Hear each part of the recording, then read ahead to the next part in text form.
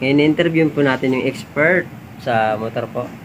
Sir, tanong ko lang po, sir. Ano ba pinaka-top 1 sa yung motorcycle in the Philippines?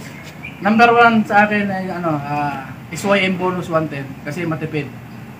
Pangalawa sa akin yung Sniper version 2, kulay dilaw. Dilaw. Pangatlong motor po ang gusto ko talaga na para sa akin. Ang pangatlo ay big bike. Hayabusa. Hayabusa.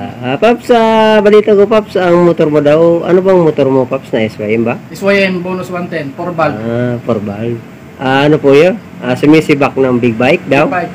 Sabi, sumisibak daw ng big... Ninja. X2R. X2R. Kaya pala, ang lakas pala ng tunog, no? Bale, dito tayo ngayon na tanongin din natin ito, motorcycle enthusiast. Paps, anong top 3 na motorcycle mo sa Pilipinas, mga Paps? Ano, Paps? SYM, Paps. Akin yun. Ano pa, Paps?